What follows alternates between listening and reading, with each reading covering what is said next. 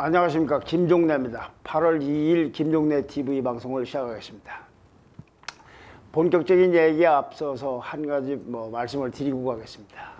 오세훈 서울시장이 그 SH 사장 후보로 내정했던 김현아 전 의원이, 국민의힘의 전 의원이죠, 어제 사퇴를 했습니다. 후보로 내정됐다가 청문회까지 거쳤는데, 사실은 이거 안 했으면은 이 건을 주제로 해서 오늘 방송을 하려 했었는데 사퇴를 하는 바람에 간략하게만 언급하고 넘어가겠습니다.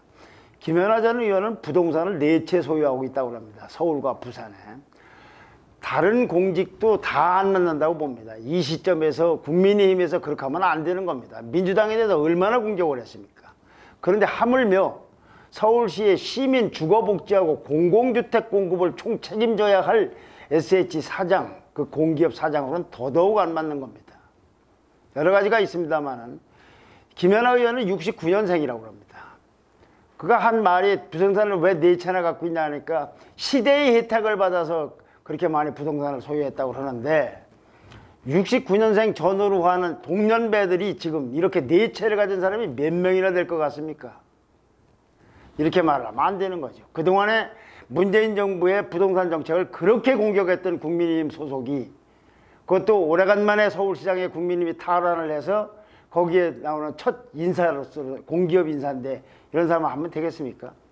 또 김현아 전 의원은 의원 시절에요, 민주당의 부동산 정책에서 특히 이 부동산 정책도 비판했을 뿐만 아니라 다주택, 노영민 무슨 청와대 비서실장 같은 사람들 청주에 집이 있느니 서울에 집이 있느니 해서 제일 앞장서서 공격을 하고 비판했던 사람입니다.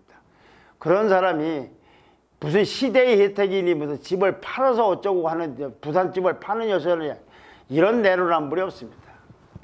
자, 오세훈 시장 말이죠.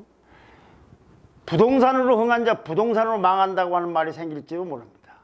LH 사건 때문에 얼마나 그걸 덕을 봐서 그것까지 힘입어서 그야말로 천신만고 끝에 서울시장에 당선되고, 그래서 국민의힘의 정권 탈환의 가능성을 더 보여줬는데, 바로 이 부동산 문제에서 이렇게 인사를 하면 어떻게 됩니까? 이렇게 안이하게 대처할 문제가 아닙니다.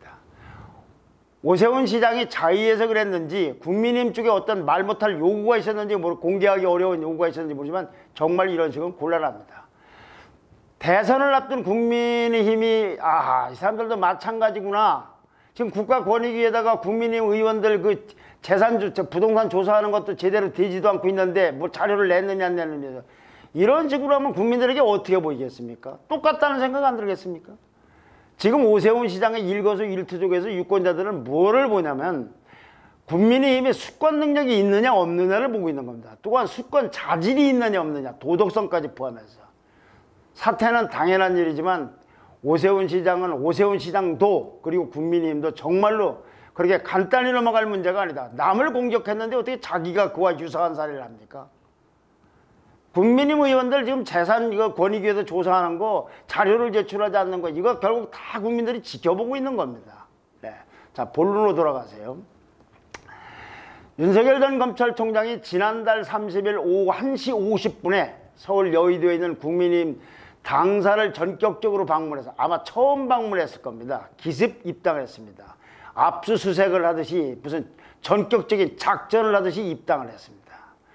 윤석열 전 총장은 전날까지만 해도요, 언론 인터뷰에서 조기 입당은 시사를 많이 했습니다만 시기가 정해지진 않았다고 그랬습니다. 그 전날까지 그랬었어요.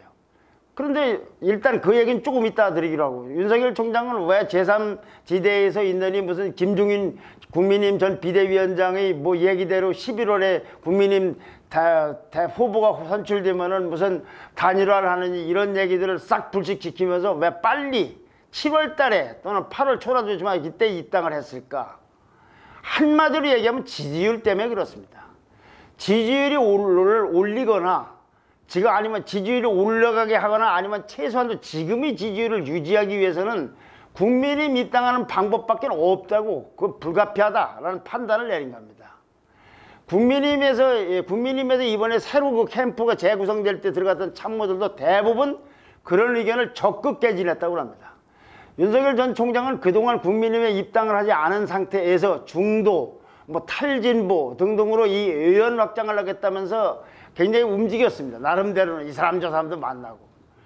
그런데 그러면 이 중도가 확장되고 탈진보가 많이 확장된다. 사람을 만나는 것과 달리 지지율이 정치 선언을 한 지 한 달 동안 있었는데 그동안에 갈짓자 행모에다가 무슨 이슈가 터질 때 대응이 영 엉성하고 미숙하고 메시지 관리도 혼선이 없고 이러면서 지지율이 정체가 됐거나 하락세를 보여왔습니다. 입당하기 전에 나름대로 지지율을 높이려고 중도도 만나고 어떻게 영역을 확장하려고 하고 탈진보도 이렇게 좀 지지를 받으려고 했는데 실제 그렇게 했지만 지지율은 이렇다 이거죠. 원인이 뭐냐? 아까 말씀대로 갈짓자 행모에다가 무슨 이슈 대응도 영 엉성하고 메시지 관리도 혼선이 오고 캠프 내부에서 정보도 공유 안 되고 거기에다가 배우자나 처가 등 관련된 네거티브 공세가 심화가 되고 있어요. 지금도 뭐 별소리가 다 나왔습니까? 벽화까지 나오고. 그러니까 이제는 보호막도 필요한 겁니다. 그런데 그러다가 이준석 국민의힘 대표하고 어제가 아니고 그 전 일요일날 치맥 회동을 했고 국민의힘 사람들을 아까 말씀드린 대로 캠프에서 재구성하면서 무더기로 영입하고 이렇게 하다 보니까 그러면서 이제 국민의힘 입당을 이제 제3자가 안 가고 국민의힘 입당, 조기 입당 얘기 시사가 되니까 지지율 하락세가 둔화가 됐어요. 그러니까 이거 들어가는 게 맞겠다라고 생각을 한 거죠. 게다가 국민의힘의 윤석열 전 총장과는 달리 쑥 전진해갖고 입당한 이 최재형 전 감사원장의 영향력과 존재감이 점점 커지고 있어요. 지금 상승세를 타고 있어요. 그래서 지금 이제 10% 좀 밑에까지 왔는데 여기가 10%가 넘으면은 이제 그러고서도 밖에 윤석열 총장이 있을 경우는 야 이거 좀 위험하다라고 상황을 좀 안 좋을 수도 있다라고 판단했을 것 같습니다. 그래서 이제 천천히 입당하거나 뭐 11월에 단일화 얘기는 내려주고 이제 조기 입당이라는 거. 아까 말씀대로 7월 30일 날 입당한 건 놔두고 조기 입당으로 결정된 건 그렇게 해서 결정된 것 같다. 바로 근데 그날 윤석열 총장이 입당한 바로 그날 국민의힘의 원외 당협위원장이 한 150여 명 되는데 72명이 윤석열 총장이 입당을 촉구하는 성명을 발표했어요. 사실은 입당한다니까 입당 촉구라는 건 신사대로 안 맞죠. 지지 성명이라는 내용이 이런 거겠죠. 그래서 이제 전에 그 한 40여 명 국민의힘 의원들이 또 입당 촉구, 이것도 사실은 지지 성명이죠. 이와 같이 해서 일종의 세를 과시했습니다. 국민의힘 현역은 103명 중에서 한 40%, 원외 당협위원장 150명 중에는 약 절반가량이 지지하는 이런 세력을 과시하고 있는 겁니다. 그런 일이 그날 입당한 날 벌어졌다 그런 얘기입니다. 그런데 이런 판단이 일단은 주요한 것 같습니다. 왜 그러냐? PNL 여론조사 기관 PNL 리서치가 그 윤석열 총장이 입당한 다음 날 7월 30일 날 입당했는데 7월 31일 날 이런 걸 측정하는 첫 여론조사를 했어요. 이게 이 PNL 리서치 조사가 윤석열 총장이 국민의힘의 입당을 위해 나온 여론 동향을 처음으로 한번 파악해 본 겁니다. 그때 차기 대선 후보 적합도 조사를 해보니까 윤석열 총장이 35.3%가 나왔어요. 민주당의 이재명 후보는 23.2%니까 이건 뭐 2.3%나 1.1%나 차이가 나니까 오차범위 밖이었고 이낙연 후보는 16%로 집계가 됐습니다. 그동안에 이런 일이 있기 전에 여론조사에서는 쭉 하락세를 보이고 어떤 경우는 20% 아래 때 10%대로 내려간 것도 있었는데 30% 중반대로 반등을 한 겁니다. 그러니까 이번에 입당한 거는 정말 다른 본인들이 예측하고 기대하고 판단한 대로 맞아떨어지고 주요한 것이다. 게다가 전체 응답자의 52.9%는 윤석열 총장이 국민의 입당이 잘한 일이라고 평가를 하고 있습니다. 잘 못했다고 하는 사람들은 33.9%, 굉장히 차이가 나죠. 잘 모른다가 한 13.2% 정도 됩니다. 전체 응답자의 절반 이상이 잘했다고 그러고 잘 못했다고 하는 거하고 잘 모르겠다고 한 절반 조금 안 되는 겁니다. 자, 여기까지는 누구나 입당해서 불확실성을 제거하고 국민들이 피로감까지 해소했다. 언제 입당하나 하나 안 하나. 그러니까 그리고 또한 윤석열 총장의 지지 세력이 정말 대단하구나 라고 느낄 겁니다. 이건 또 어찌 보면 당연한 얘기일 수도 있을 겁니다. 사람에 따라서는. 그런데 자세히 보면 이게 그렇게 간단한 일이 아니라는 데 있습니다. 윤석열 총장의 입당의 내막을 보면 박수만 치고 있는 상황은 아닌 것 같다 이거죠. 자, 아까 다시 돌아가서 조기 입당은 좋은데 왜 7월 30일 오후였느냐 이와 관련이 있는 얘기입니다. 윤석열 총장은 입당하기에 앞서서 그날 오전 11시쯤에서 국민의힘에다가 당사를 방문하겠다고 통보를 했습니다. 아, 이게 입당이구나라는 걸 이제 윤석열 총장 캠프의 사람들도 알았던 거죠. 이제 그때 전날까지만 해도 조기 입당을 하는데 입당이 글쎄 며칠 날인지 이러고 있는데 이 사람들도 깜짝 놀라는 거죠. 국민의힘도 더 당황을 했어요. 왜 당황을 하게 됐느냐? 국민의힘의 이준석 대표가 권력 서열 1위입니다. 2위가 김기현 원내대표인데 김기현 원내대표는 아예 휴가를 갖고 이준석 대표는 지방에 가 있었어요. 그리고 한기호 사무총장 이 사람도 다른 일정이 있어서 장사에 없었어요. 세 사람이 장사에 없는 겁니다. 입당과 관련돼서 컨택 포인트라고 할 수 있는 이준석. 근데 이게 가장 중요한 이준석 대표는 뭘 했느냐? 전남 여수 순천을 찾아가지고 여순 사건 그 희생된 유족들하고 간담회를 하고 있었어요. 그러니까 말하자면 뭐 좀 적절한 표현은 아니지만은 대표가 없다는 의미에서 볼 때는 집주인이 없는 데 들어간 겁니다. 이준석 대표는 나중에 이제 그날 얘기를 듣고서 입당 전에 윤석열 총장하고 통화를 한 바가 없고 서울로 돌아오는데 비행기를 탔는데 비행기 안에서 앉고 있으니까 조금 있다가 윤석열 총장한테 전화가 왔었다고 그랬습니다. 근데 이제 이렇게 됐는데 윤석열 총장은 그러면 왜 자리를 이준석 대표도 김기현 원내대표도 그리고 뭐 한기호 사무총장도 없을 때 입당했냐고 기자들이 물으니까 특별한 이유가 없다. 지난 일요일날 그 아까 말씀대로 치맥 회동 때 충분히 교방을 해왔다. 지방 가는 일정은 몰랐다. 이 몰랐다는 게 굉장히 중요한 겁니다. 몰랐을 리가 없다는 겁니다. 입당하는 거에 따른 인사는 다음 주에 하면 된다고 말했습니다. 그리고 나는 입당 결심한 지 몇 시간도 안 됐다고 부연했습니다. 근데 이게요, 정치인들이 행동이기 때문에 별거 아니라고 하니까 더 이상한 겁니다. 자, 이 대표가 없이 입당한 쪽은 윤석열 총장 쪽입니다. 이준석 대표가 윤석열 총장이 입당한다는 걸 알고 자리를 피한 것이 아니라 윤석열 총장의 말대로 하면 이준석 대표가 어디 있는지를 모르는 상태에서 입당을 했다. 그러니까 입당을 행동한 사람은 윤석열 총장 쪽이다 그 얘기입니다. 이준석 대표가 입당하는 걸 아니까 나 안 만나려고 자리 피한 건 아니다 그런 얘기입니다. 그래서 이렇게 입당을 결행한 이준석 대표가 없을 때 결행한 윤석열 총장은 왜 그러면 7월 30일 날 오후를 택했느냐. 이게 단순한 택일 문제가 아니라는 것 때문에 심각하다는 거예요. 윤석열 총장 쪽에서 흘러나오는 얘기를 보면 해프닝이 아닙니다. 이건 해프닝이 아닙니다. 어떻게 뭐 의도가 그렇게 흘러간 겁니다. 원래 윤석열 총장은 8월 2일 그러니까 오늘 입당하기로 했었답니다. 근데 이 사실은 4명, 5명밖에 몰랐다는 거예요. 윤석열 총장을 포함해서 윤석열 캠프 쪽에 몇 명 그리고 이준석 대표하고. 그런데 8월 2일 날 입당하기로 했는데 7월 30일 날 입당은 실제 이루어졌는데 그 전날 밤에 그 전날 오후 저녁 때쯤에서 한 언론이 윤석열 총장 8월 2일 날 입당할 것 같다라는 보도가 나왔어요.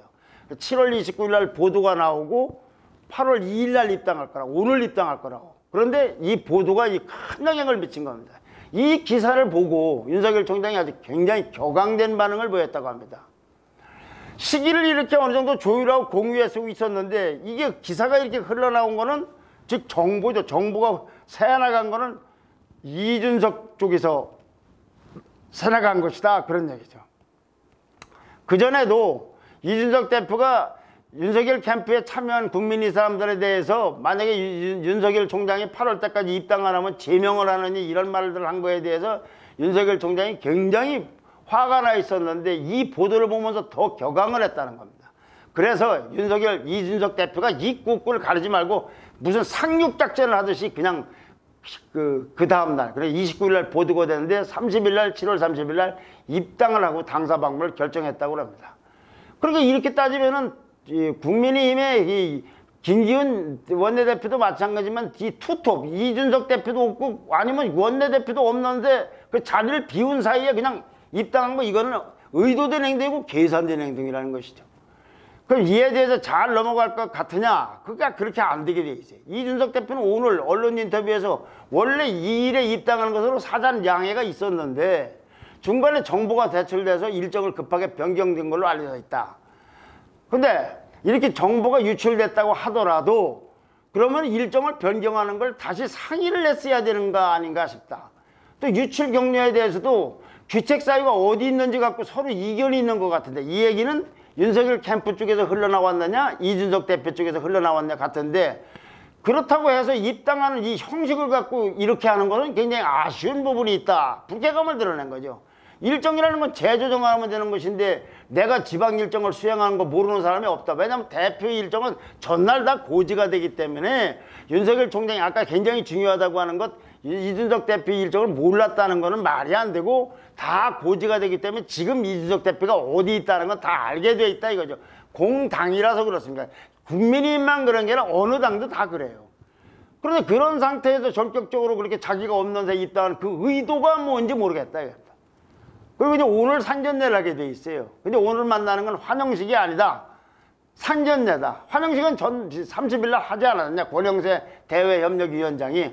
오늘 환영식이 하나 있긴 있는데 그거는 장성민 전 의원, DJ 때 그 국정상황실장도 했던 이 장성민 의원이 입당, 이걸 갖고 환영식을 하는 거지. 윤석열 총장은 이미 입당 환영식을 했기 때문에 상견례만 한다. 자, 여기까지 원래 윤석열 총장이 제3지대로 안 가고 늦게 입당을 하고 빨리 입당한 건 그런 의도에서고 그런 효과를 봤다라는 것 하나. 그 다음에 그런데 불구하고 7월 30일 날 오후에 입당하게 된 이유는 뭐냐 할 때 양측에서 정보가 새 나가서 그렇다. 그런데 이거는 이쪽에서는 불쾌해서 그렇고 이쪽에서는 그러면 저로 일정을 상의하면 해도 그렇지, 내가 그리고 뭐 김기현 대표도 없는 사이에 와서 방문한 것, 이런 형식에 대해서는 나는 그 의도가 뭔지를 모르겠다. 의도를 모르는 게 아니라 의도를 알면서 불쾌하다는 얘기죠. 이렇게 되면은 이제 이 사람들은, 두 사람은 지금 이 입당을 둘러싸고서 우리 뭐 이렇게 시너지 효과를 있고 이런 걸 하는 게 그러려고 했는지 모르지만 뭔가 꼬여서 서로 간에 이 상황을 관리를 잘 못하면서 기싸움을 하고 주도권 싸움으로 변질되고 있는 겁니다. 이런 상황 속에서 이 두 사람이 하고 있는 걸 보면은 난 아무리 봐도 나 뜨겁다고밖에 보여지지 않습니다. 이게 지금 이 절체절명의 이 순간에 정권 교체를 앞두고 있는 야당의, 우리나라 지금 지지자들 중에서 지지율 1위인 사람과, 그리고 일종의 반함 친문에서 한이 맺혀 있을 정도의 윤석열이라는 이 지지율 1위 주자와 36살로서 국민들의 그대한 기대를 갖고서 앉아있던 제1야당 대표가 지금 이런 문제를 갖고 이렇게밖에는 할 수가 없는가. 정권교체 열기를 다 이는 상황에서 두 사람이 이렇게 해서 되겠는가. 그래서 이번에 입당 게임을 보면서 국민의힘의 대권 레이스는, 나아가 정권교체의 길은 순탄할 것인가 하는 의문이 안 들 수가 없습니다. 자, 이런 식으로 주도권 싸움을 하거나 자존심 싸움을 하거나 기싸움을 하게 되면 앞으로 부딪힐 일이 한두 가지가 아닙니다. 우선 윤석열 총장이 들어왔는데 이준석 대표도 당 전체 모든 사람하고 사이가 좋은 것이 아니고 경쟁했던 사람들 중진들하고 사이가 그럴 것이고, 또 원래 탄핵 세력하고 탄핵 반대 세력이 있다. 탄핵 반대 세력이 이준석 대표를 보는 시각도 있을 텐데 윤석열 총장까지 와서 이렇게 해서 잘 화학적 결합이 되겠는가. 그 다음에 국민의힘이 원래 추진하고 있고 가려던 노선이 있는데 이 노선하고 지금 거침없이 중도하고 탈진보로까지 어우르려고 하는 윤석열 총장의 노선하고는 과연 일체화가 될 수 있을 것인가. 또는 당 주자들하고 이제 기다리고 있는 주자들, 예를 들면 원래 있던 홍준표, 유승민, 원희룡 이와 같은 주자들도 있지만 거기다 최재형 감사원장까지 포함한 이런 주자들이 무려 윤석열 총장까지 합치면 국민의힘에 14명이 있는데 13명이 말하자면 윤석열 총장이 1위 주자이기 때문에 민주당이 이재명 지사를 공격하듯이 1위 주자를 공격하듯이 그렇게 무차별 검증 공세를 할 때 이준석 대표에 대한 공정성 논란 같은 건 안 벌어질까? 또 스타일도 달라요. 이준석 대표하고 윤석열 총장은 아주 뭐 어떻게 보면 서로가 직선적일 것 같은데 약간 다르기도 하고 다릅니다. 연령 차이도 있고. 거기다가 이준석 대표는 유승민하고 하태경 후보하고 가깝다는 논란이 있어서 그것도 하면 공정성 시비가 약간 일고 있는 거 아닙니까? 이와 같은 이런 여러 가지 좀 넘어야 될 과제 속에서 있으면서 이 두 사람이 철석같이 서로 지지를 한다는 게 아니라 관계가 좋아서 원팀이 돼서 나가도 정권 교체가 들뚱말뚱할 텐데, 이 사람들이 그런 입당 시기 정보를 새나갔다 그것 때문에 또 어쩌고 해가면서 이렇게 갈등이 이렇게 것이 과연 누가 잘했고 잘못했고를 떠나서 둘 다가 문제가 있다고 봅니다. 자, 이 두 사람은 이제부터 대동원 갔다고 그랬으니까 소위 작은 차이는 정말로 줄여야 됩니다. 이준석 대표가 윤석열 총장을 지지하거나 윤석열 총장이 이준석 대표를 믿고 이거 아니라 관계는 좋아야 될 거 아닙니까? 여기서 불협화음이 나면 어떡하느냐 이겁니다. 윤석열 총장은 젊지만, 그리고 아니 어찌 보면 어리지만 이준석 대표는 선출된 당대표입니다. 이준석 대표가 임명된 사람이 아니에요. 그리고 무슨 자리에 있다가 유구시에 무슨 이어받은 사람도 아닙니다. 공공연하게 선출된 압도적인 표차로 이긴 사람이 여론으로서 봐서는. 반대로 이준석 대표는요, 본인이 대권 주자가 아닙니다. 본인은 대권 주자끼리 잘 경쟁하라고 공정하고 화목한 그런 레이스를 하도록 하는 것, 이걸 내줘야 될 위치입니다. 그래서 무슨 대권 주자를 뭐 자기가 막 마음대로 한다고 이건 안 되는 거다 이거죠. 그것도 주자도 그냥 주자가 아니라 들어오세요 들어오세요 하고서 요청을 했던 제1주자입니다. 여야를 통틀어서. 이런 주자를 한껏 존중을 해야 됩니다. 지금 두 사람이요, 누가 이기고 누가 세고 누가 똑똑하고 누가 강한가, 이거 가리는 건 아무것도 아닌 거예요. 정권 교체에 비하면은. 오늘 두 사람은 어쨌거나 환영식은 아니고 상견례를 한다고 그러는데 정말로 각기 입장 속에서 말을 한 건 다 놔두고 둘이 만나서 어떤 모습을 연출할지가 국민의힘과 두 사람을 보는 유권자들의 심정에 굉장히 많은 갈림길이 될 겁니다. 둘 다 정말로 정권 교체라는 목표를 위해서 자기를 죽이고 남을 높이고 이런 자세가 정말로 아쉬운, 그래서 이번 입당을 박수로만 마구 환영할 수가 없는 것, 이 점을 말씀드렸습니다. 좋아요와 구독 신청 그리고 댓글 꼭 좀 부탁드립니다. 감사합니다.